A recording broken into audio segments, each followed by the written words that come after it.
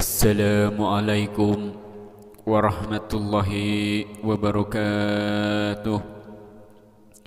Innal hamdalillah wassalatu wassalamu ala Rasulillah Sayyidina Muhammad ibni Abdillah wa ala alihi wa sahbihi wa mawalah, amma ba'du. Hadirin anu dipika hormat, para alim ulama, para hujajul ustad miwah ustadah anu ku peribados dipika hormat, anu insyaallah ku Allah dimuliakeun. Oge tahilap ke bapak-bapak, ibu-ibu warga sadaya anu ku peribados dipika hormat, anu insyaallah ku Allah dimuliakeun. Dina sabada nasim kuring nyanggakeun tahiyatul islamiyah anu jadi kehormatan puji miwah syukur urang sanggakeun ka Allah Subhanahu wa taala, anu alhamdulillah kalian takdir ti mantena urang sadaya tiasa riung mangpulung patepung lawung patepang wajah dina tempat anu ieu barokah. Anu mudah-mudahan ieu reungan teh singajantankeun hiji wasilah ngengengkeun syafaatul udma dina poe kiamah, amin ya Allah ya rabbal alamin. Agi rahmat mi wassalamu mugia salalamina dicurah tur dilimpah ka paduka Rasul wastana Kangjeng Nabi Muhammad sallallahu alaihi wasallam. Tehirap kepala keluargana, sahabatna, tabi'ina, oge mudah-mudahan eta rahmat teh dugi ka urang sadaya, amin ya Allah ya rabbal alamin. Hadirin anu dipika hormat, urang judulan wae caritaan teh ku judul ngajak kana kaalusan. Sabab urang sesama umat muslim kudu saling ingetan, kudu silih ajak dina kana kaalusan.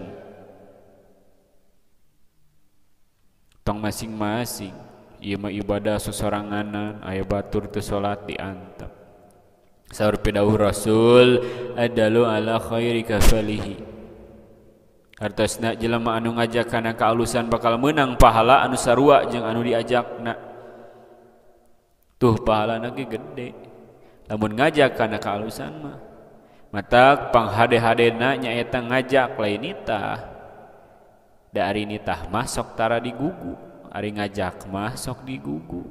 Contoh urang nitah salat ka batur jeung ngajak salat ka batur pasti beda. Komo anu nitahna ge tara salat moal digugu, paling jawabana maneh ge tara salat sok-sokan nitah ka batur. Tuh. Tapi lamun ngajak mah duanana pasti ngalaksanakeun da babarengan. Tah terutama anu jadi kolot, lamun boga budak anu leutik keneh didikna ku cara ngajak jadi babarengan jeung urang. Sabab budak bakal niru kolotna, bakal jadi contoh.